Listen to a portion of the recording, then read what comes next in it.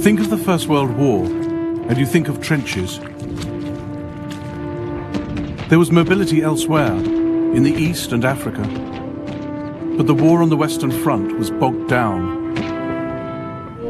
The challenge on both sides was to find new ideas, new weapons, new spirit among the men. Only then could they break out and win.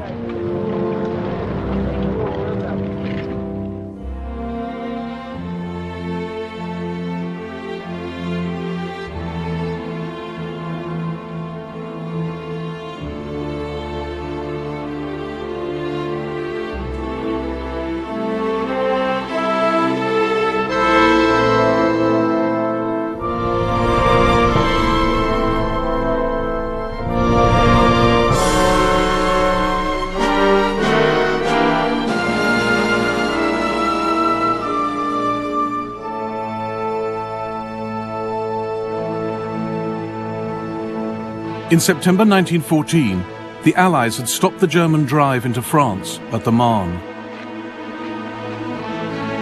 The Germans pulled back to high ground and dug in.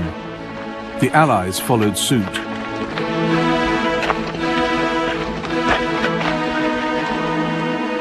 The result, 500 miles of trench and fortification, stretching from the Channel to Switzerland, allowing ground to be held with fewer men, freeing troops for other fronts.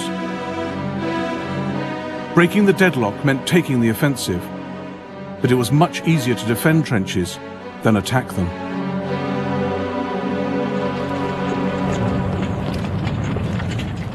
For all their blood and mud and horror, trenches saved lives. They were places of fear and bad smells, where walls might be shored up with limbs and corpses, but they were the safest places to be in a battlefield swept by machine gun fire, devastated by shelling. The greater danger came when you left them.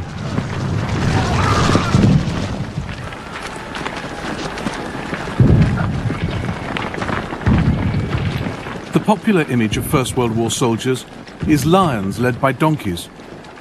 But the generals knew that battles couldn't be won from behind a trench wall. Sooner or later, the men would have to go over the top, and that meant heavy casualties. The generals weren't so much callous as realistic. And there were more good generals than bad. Rather than sitting out the war in chateaus miles behind the lines, 71 German generals were killed in action, 55 French, 78 British. The general's response to the deadlock was to challenge it,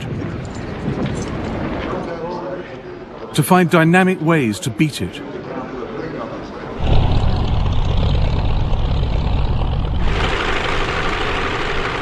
In 1916, both sides looked for a place to break through, where an attack could be concentrated and supplied. The Germans thought they'd found it at Verdun.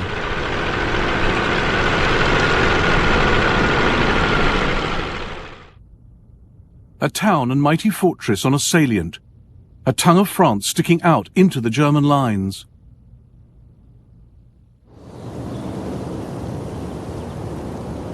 Verdun looked secure, with its huge walls, its giant circle of 19 forts, with their outer ring of defences.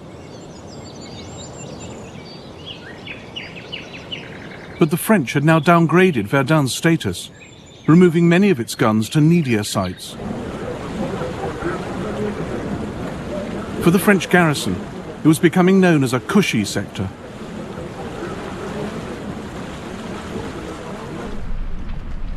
We have almost nothing to worry about.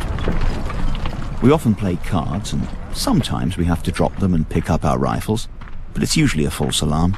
So we go back to our seats and our cards, our minds completely on the game again.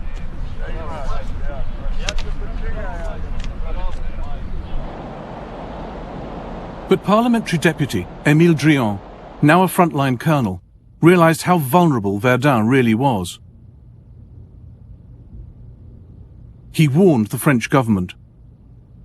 We are doing everything day and night to make our front line inviolable. But there is one thing about which we can do nothing. The shortage of hands.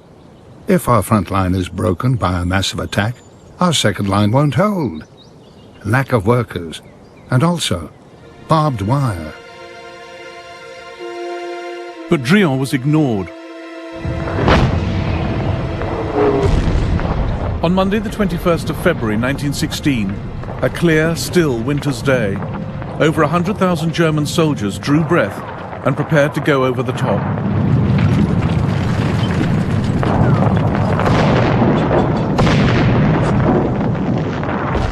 They had surprise on their side.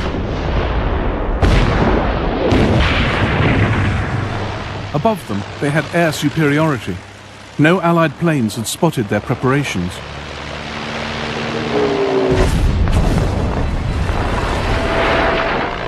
Behind them, their own German artillery opened fire. And in front of them in the French lines, Corporal Marc Stéphan could hardly believe what was happening. We were swept by a storm, a hurricane, a tempest growing ever stronger, with hail like cobblestones, with the destructive force of an express train. And we're underneath it, do you follow? Underneath it.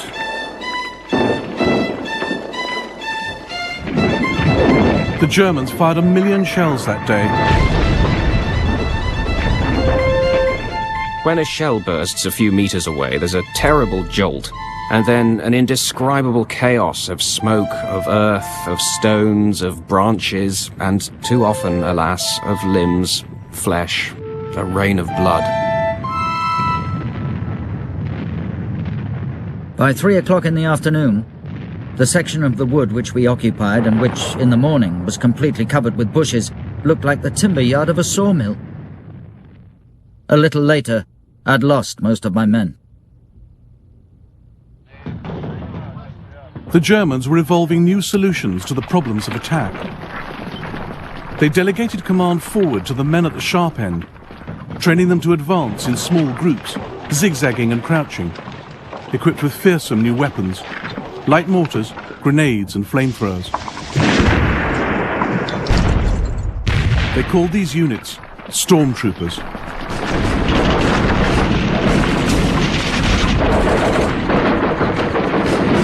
We moved forward from our position. That's where I saw the most refined weapon of modern technology or human bestiality. There was a spurt of flame, which flooded the attacking enemy with burning oil.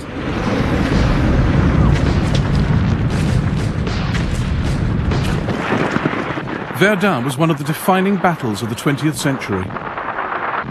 Among the attacking Germans was a young Lieutenant Paulus, who, as a general in the Second World War, would command the siege of Stalingrad.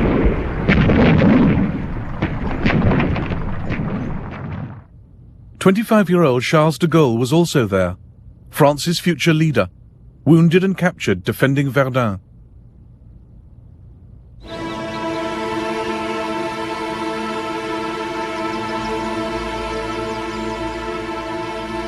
On the second day of the attack, at his headquarters, Colonel Drian received absolution from his chaplain and wrote a note to his wife. The hour is near. I feel very calm. In our wood, the front trenches will be taken in a few minutes. My poor battalion spared until now.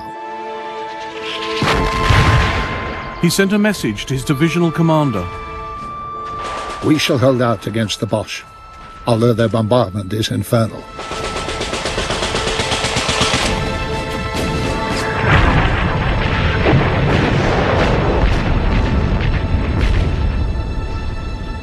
Drian ordered a retreat out of the woods. Then one of his men was hit. As Drian started to dress the wound, he too was shot. I clearly saw the colonel throw up his arms and shout, "Oh my God."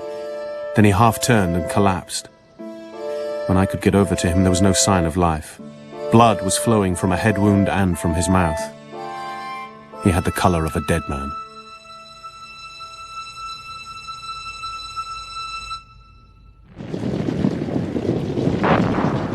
Three days later, the Germans captured Douaumont, Verdun's key fort. Germany was jubilant. Church bells rang out. A national holiday was declared.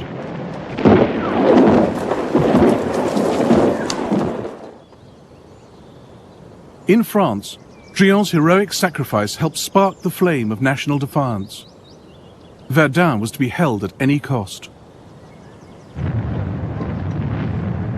The survival of France herself was at stake.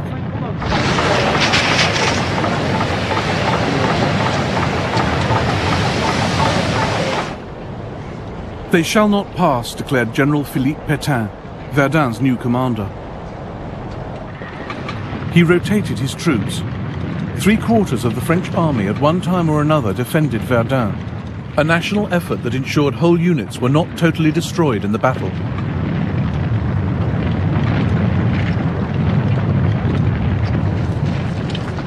Pétain was genuinely concerned for the lives of his men. A quarter of a century later, he led his country into surrender and collaboration with Hitler, rather than repeat the bloodbath of Verdun.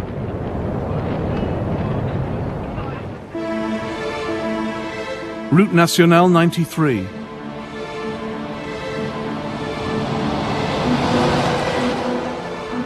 An ordinary French road, but it saved its country's life.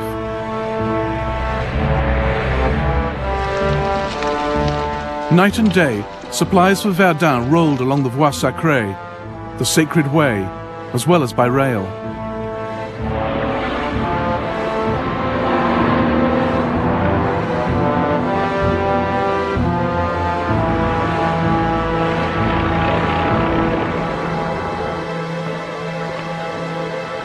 Events on another front also helped the French at Verdun. At the end of 1915, the Allies, Britain, France, Italy and Russia, had agreed a plan for 1916 to pull Germany in different directions. Now the deal paid off. A successful Russian offensive forced Germany to switch troops from France to the Eastern Front. From June, the initiative at Verdun passed to the French.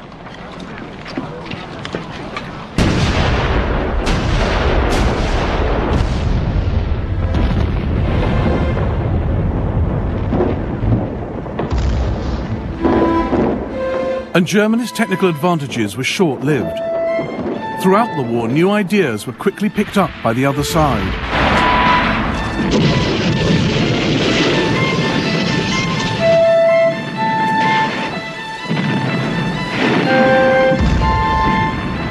All our inventions seem to turn like evil spirits against us, like a monster destroying itself. Amid these terrible scenes of destruction, the idea of ever returning home seems indescribably glorious. Please look after yourself and our home, your soul and your body and all that is mine.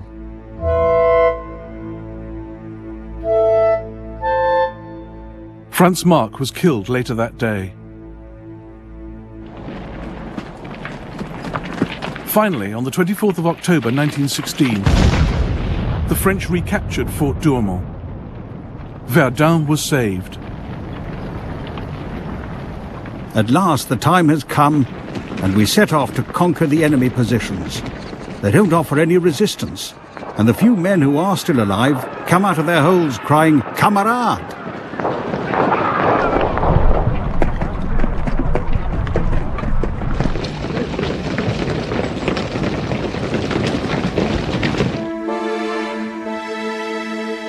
The battlefield of Verdun has a different atmosphere from any other I was ever on. Its horrors are also greater.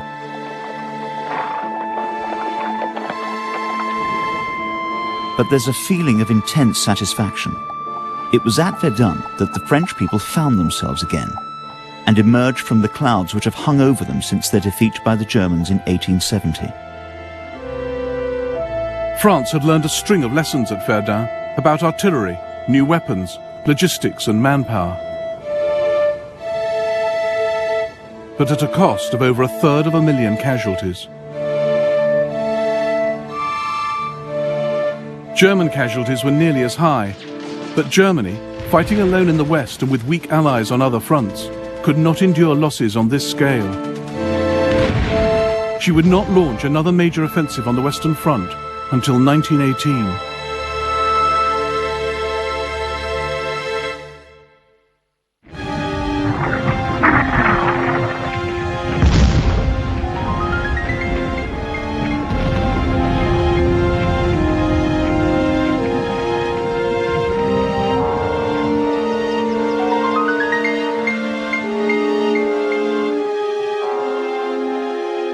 One can look for miles and see no human beings. But in those miles of country lurk, it seems, thousands of men, planning against each other perpetually some new device of death. Never showing themselves, they launch at each other bullet, bomb, aerial torpedo, and shell. Unlike previous wars, the fighting on the Western Front was unceasing. Somewhere down the line there was always a gun firing, a man falling.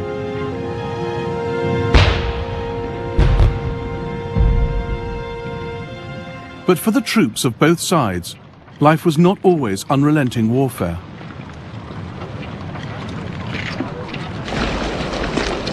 During 1916, the average British soldier spent 100 days at the front. For the remainder, he was in reserve, on work detail, resting, or on leave. And over the 500-mile front, some sectors were easier than others. Even busy ones had their lulls. One day, British General Lord Edward Gleichen visited the front line. When going round the trenches, I asked a man whether he had had any shots at the Germans. He responded that there was an elderly gentleman with a bald head and long beard who often showed himself over the parapet. Well, why didn't you shoot him? Shoot him? Said the man. Why, Lord bless you, sir, he's never done me no harm. A shocking example of live and let live. Live and let live was a pervasive phenomenon on both sides of accommodation with the enemy. It arose because in quiet times and in quiet lines, men were learning to adapt to war and to adapt war to them. We sometimes got out of the trench into the tall grass behind, which the sun had dried, and enjoyed a warm indolence with a book. Not infantry training, I think. The war seemed to have forgotten us in that placid sector.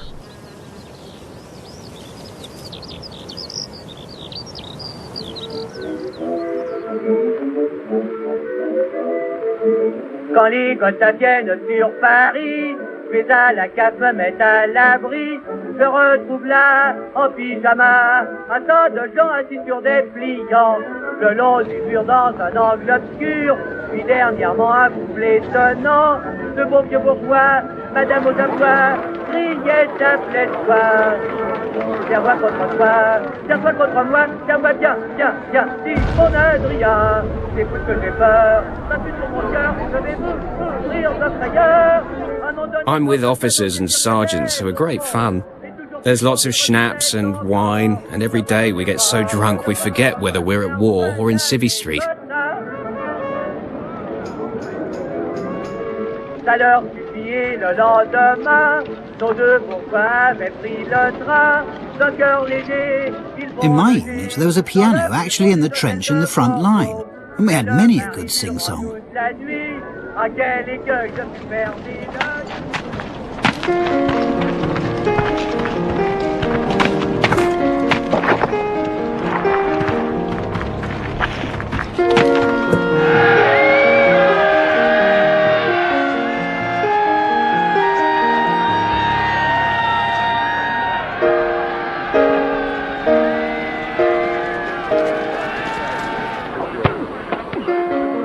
I feel great. I have never lived so well, and probably never will again. I have just joined our sports club. This evening someone got a football. Now we can play football, racing, long jump. Chocolate is the prize, donated by our platoon commander.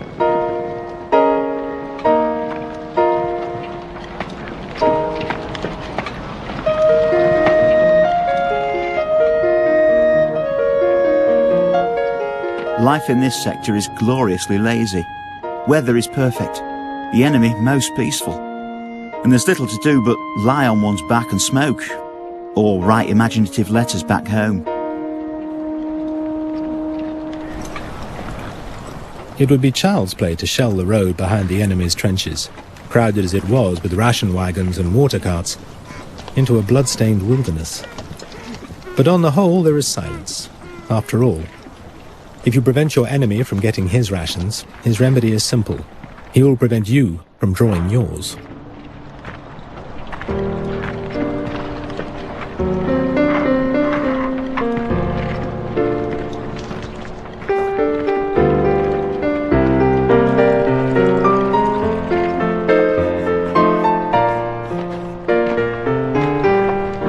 often see the smoke of the Germans' mealtime fires ascending in blue-grey spirals.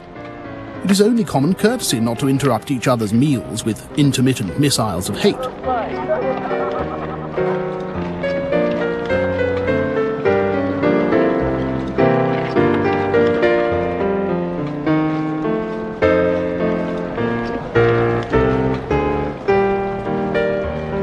One day while our infantry was cooking, there was a shout from the enemy trench.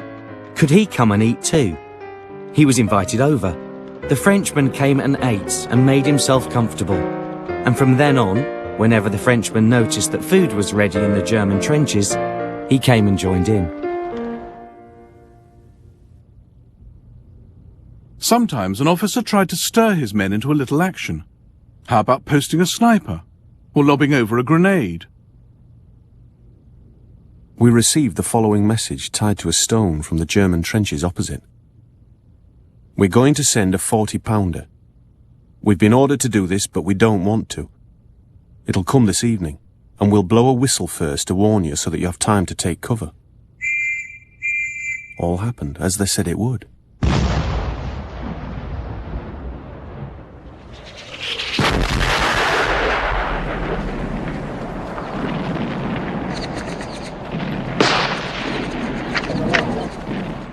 The sniper is a very necessary person.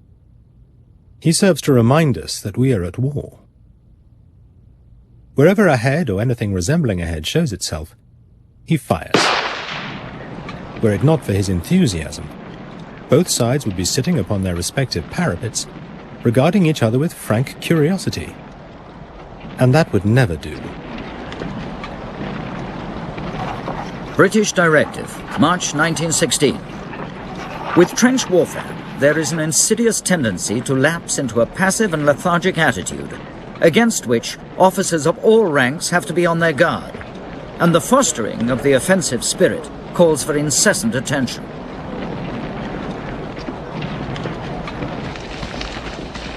Live and Let Live was dependent on the sector and the troops manning it. The Germans didn't like facing the Highland regiments. The British couldn't get along with the Prussians. But some of the other Germans were fine. The soldier Mike gave us some useful hints. It's the Saxons that's across the road, he said, pointing to the enemy lines, which were very silent. They're quiet fellas, the Saxons. They don't want to fight any more than we do. So there's a kind of understanding between us. Don't fire at us, and we'll not fire at you.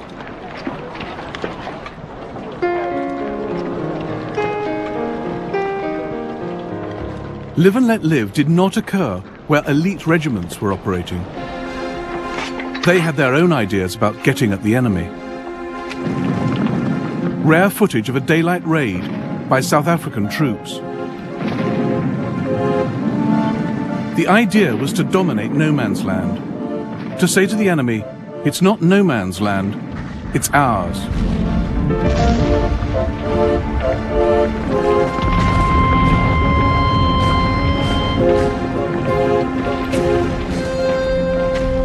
Raids broke up trench routines, brought intelligence from prisoners, encouraged aggression. This, British High Command thought, was the cure for Live and Let Live.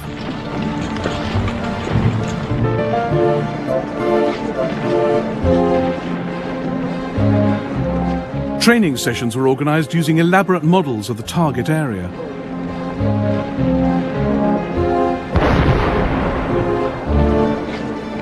Raiding became compulsory for all regiments, and laggards were rooted out. Higher ranks appeared in our midst. Chief of all, the Brigadier General, followed by an almost equally menacing staff captain. What was my name? I had not been round the company's wire. Why not? I was to go. Reports of daring raids were duly submitted, but some at HQ, like Brigadier General Crozier, smelt a rat. It became increasingly difficult as time went on to obtain correct reports from officers' patrols. It was my habit to order samples of German wire to be cut and brought back. Thus one would know that the German line had been visited. At least one squad of reluctant raiders had an answer to that. They found a large coil of German barbed wire in no man's land and just snipped bits off, sending them in with bogus reports. That went on every night. And the old man never knew we had a coil of jerry wire on our side.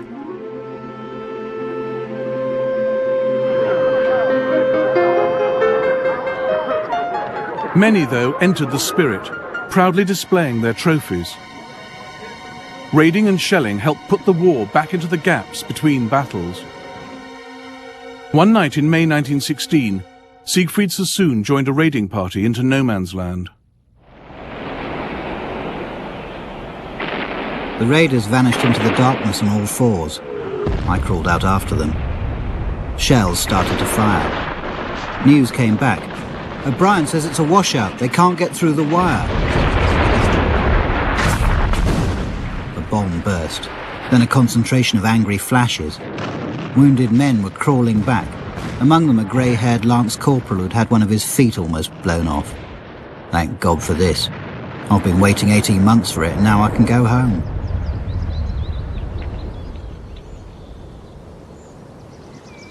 Sassoon's raid was launched from these trenches. The objective? This ridge. But it all went badly wrong. I went to look for O'Brien, groping my way along the edge of a crater. Bullets hit the water near me. There I discovered him. He moaned. He'd been hit several times. The stretcher bearer bent over him, then straightened. In a surprising gesture, he took off his helmet. O'Brien had been one of the best men in our company.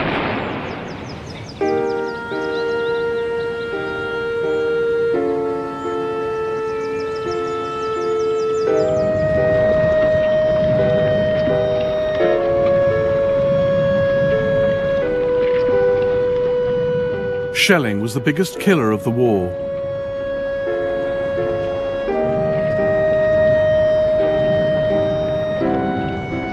Live and Let Live continued on and off, but the loss of comrades made it increasingly difficult to sustain.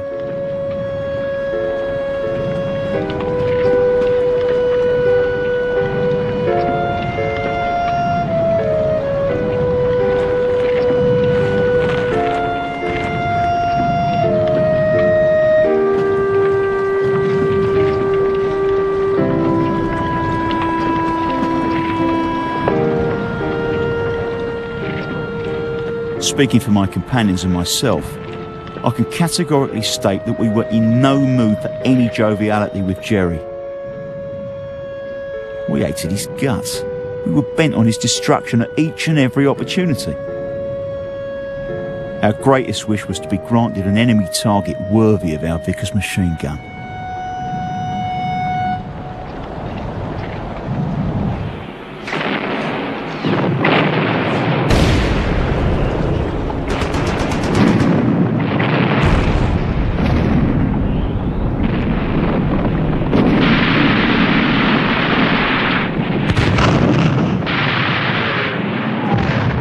We were under shell fire for 8 hours. It was like a dream. Some of the men looked quite insane after the charge.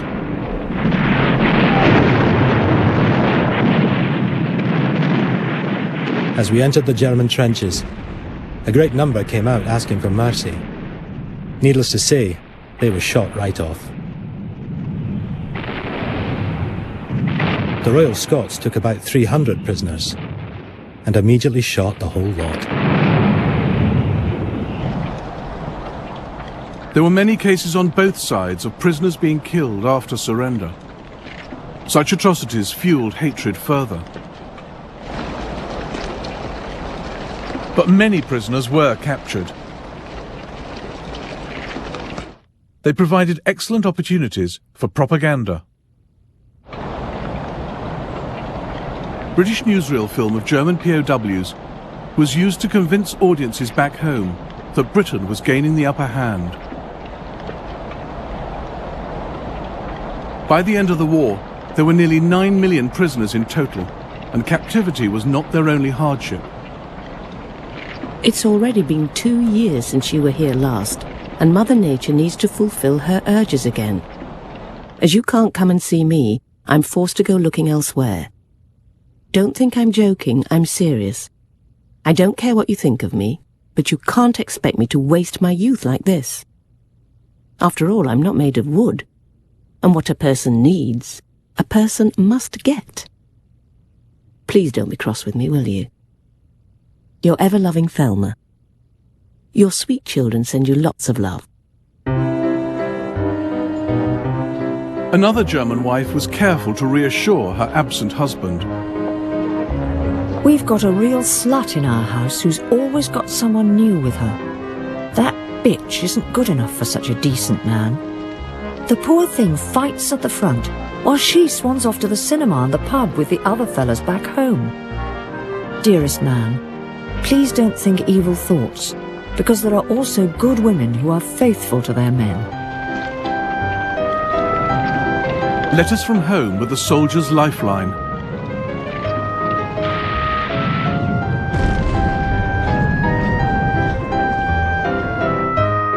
German troops were offered these beguiling colour postcards to reassure loved ones that they were comfortable, happy and safe.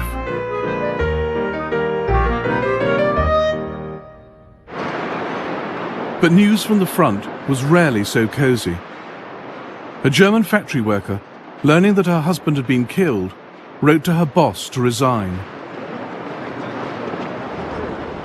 My beloved husband worked here for years, and I did the same work with his tools, and I was proud that while he was fighting at the front, I could represent him here. It was not always pleasant in the factory, but my husband's letters gave me courage. And so, until his death, the job was sacrosanct to me. That's why I can't do it anymore.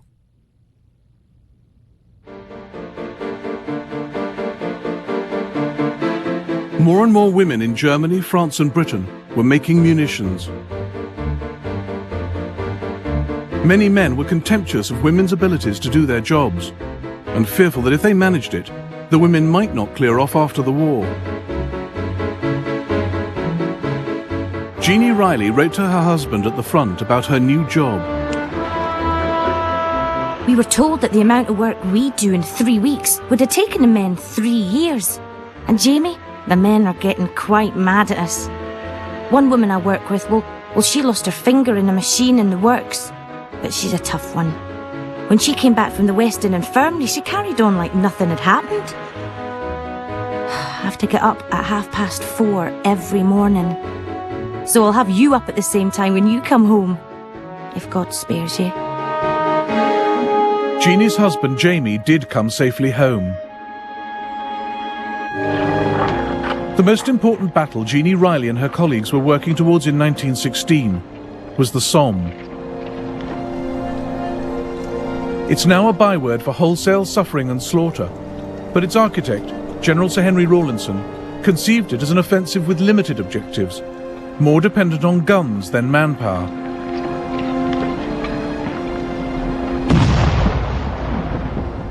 With plenty of guns and ammunition, we ought to be able to avoid the heavy losses which the infantry have always suffered on previous occasions. The French were due to play the lead role, but with Verdun dragging on, the British bore the brunt. And there was intense political pressure to deliver a victory.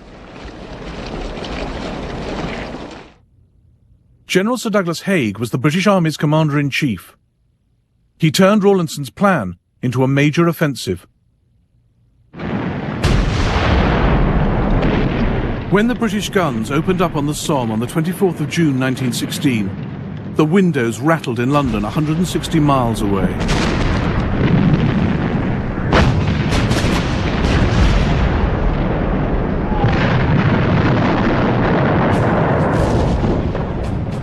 But after 7 days of bombardment, the British artillery had neither silenced the German guns nor destroyed their defences.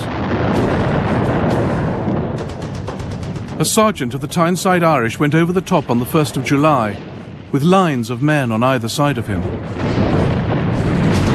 I heard the patter-patter of machine guns in the distance. By the time I'd gone another 10 yards, there seemed to be only a few men left around me. By the time I'd gone another 20 yards, I seemed to be on my own. Then I was hit myself.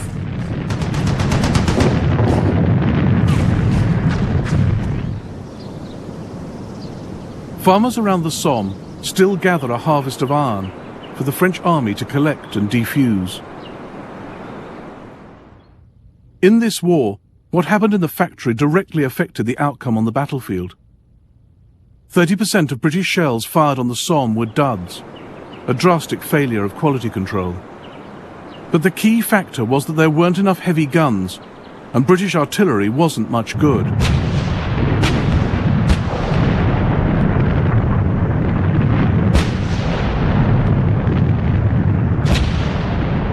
On that terrible first day, it became clear that the French knew what they were doing, and the British did not.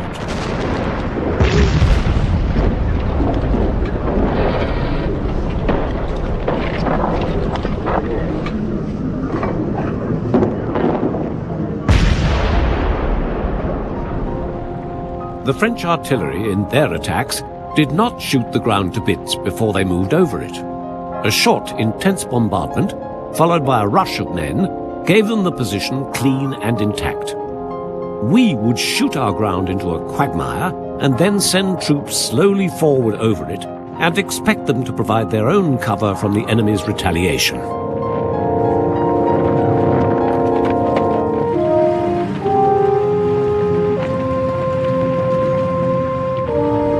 On the 1st of July, the French gained all their objectives at a cost of a few thousand men. Britain achieved virtually nothing, with casualties of 57,470. It was the heaviest loss suffered in a single day by the British Army in its entire history. There had been a host of lessons for both sides since 1914, and the British became avid learners.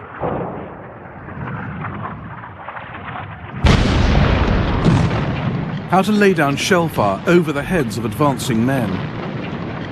How to locate enemy guns using flash spotting, sound ranging and trigonometry. And how to knock them out.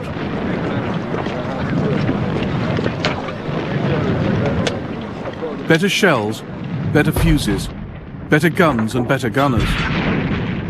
While the Germans came to rely more on skilled infantrymen, often acting on their own initiative, the British concentrated on fighting a technical war.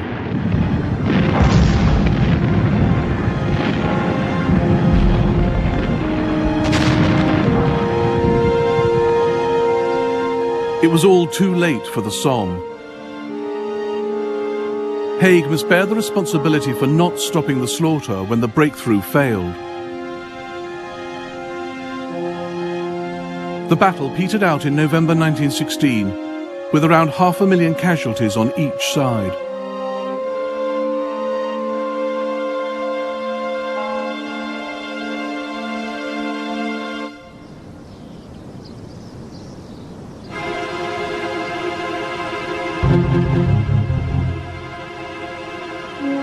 Cambrai in northern France. On the 20th of November 1917, the site of the first major use of tanks in the world.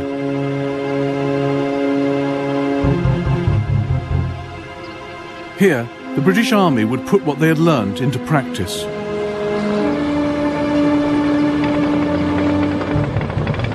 Britain's invention of the tank cracked a key First World War problem: how to combine firepower and movement.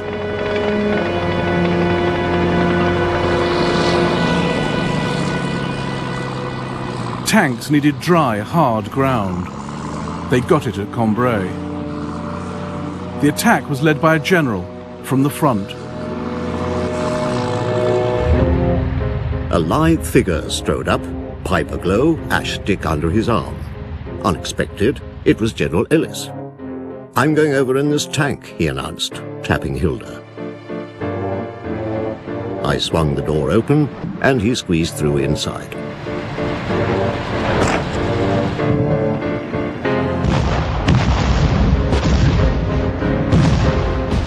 The artillery now knew not to chew up the ground ahead. A short, sharp bombardment, and then over 300 tanks rolled into the first light. Just before 6:30 a.m. the barrage commenced, and we started off. Our first bump came fairly soon. We climbed a bank, crashed through a hedge, and came down heavily on the other side. We were thrown about like so many peanuts, and we had to clutch on to whatever we could.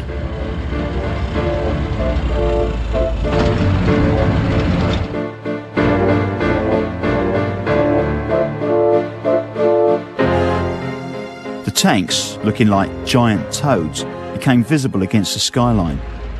Some of the leading tanks carried huge bundles of tightly bound brushwood, which they dropped into the wide German trenches, then crossed over them. It was broad daylight as we crossed no man's land and the German front line. I saw very few wounded coming back and a few German prisoners. The enemy wire had been dragged about like old curtains. The tanks appeared to have busted through. The tanks, still experimental, were part of one of the most sophisticated, innovative plans of the war. The aim was to break through the German lines with minimal loss of life.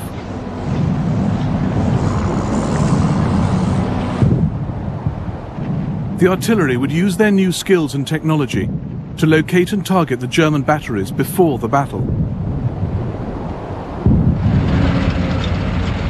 The tanks would punch a hole in the German lines, with the infantry tucked up close for mutual protection, while the cavalry pushed through.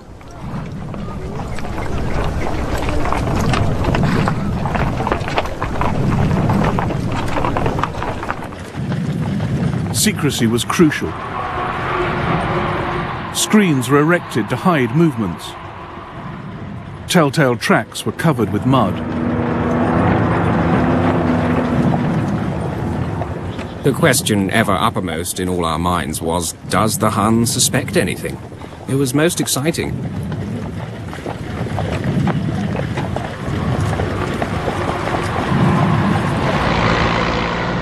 About 9 a.m., retreating infantrymen gave us an account of swarms of tanks, so many that it was absolutely impossible to stop them.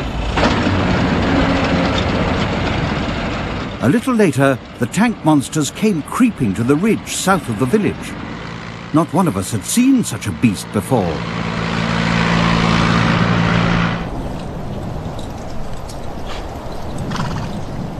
Then, a dramatic indication that real progress had been made.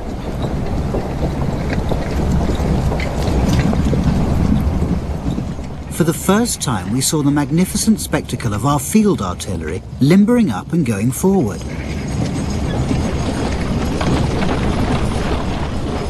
First at a trot, then at a gallop, battery after battery, to take up new positions on the captured German front line.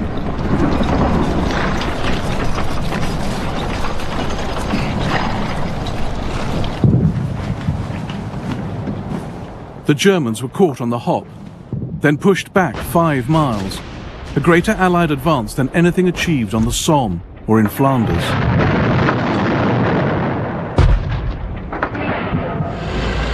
It was a long, hard day, but the sight of all the ground that had been taken with so little bloodshed was a real tonic. Troops seemed very pleased with our tanks, so pleased we had many drinks with them. It's astonishing how much whiskey the British Army carries into battle.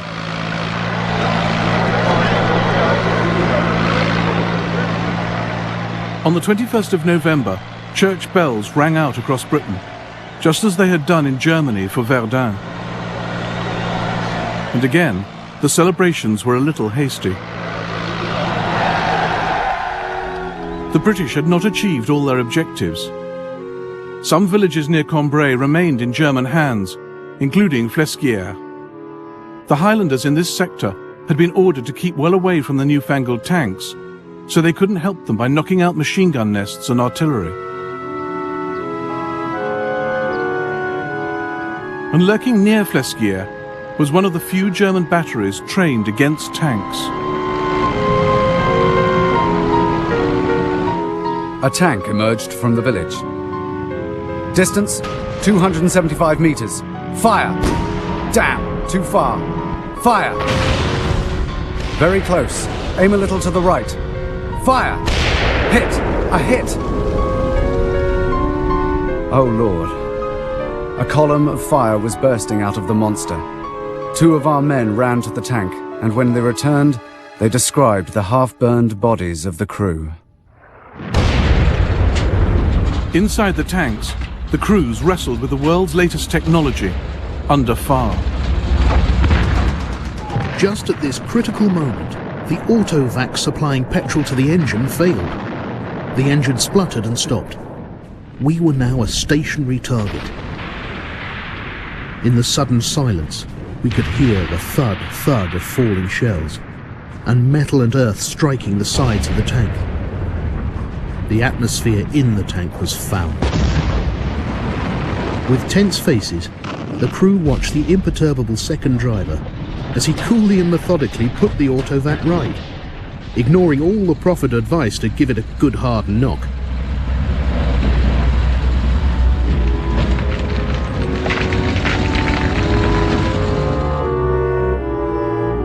The Germans knocked out 32 tanks at Flesquières.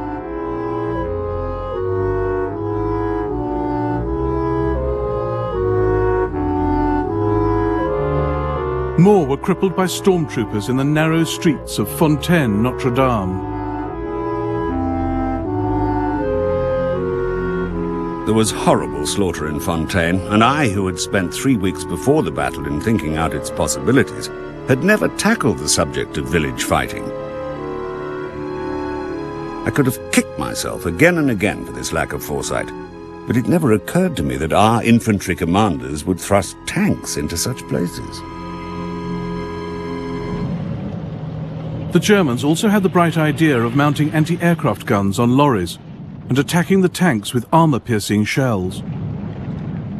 9 tanks rolled towards us.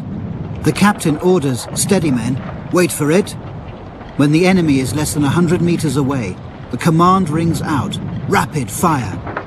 The first tank rears upwards. Those following halt. One direct hit after another.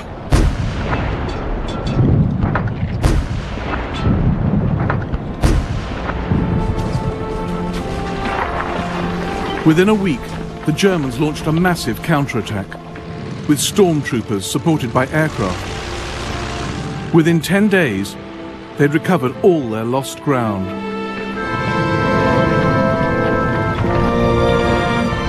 Yet Cambrai was crucial for the British. They'd gained valuable experience with the tanks and cracked their artillery problems. Vital lessons were learned about teamwork on the battlefield. The big challenge for both sides now was how to consolidate the successful breakthrough. The master of that would win the war.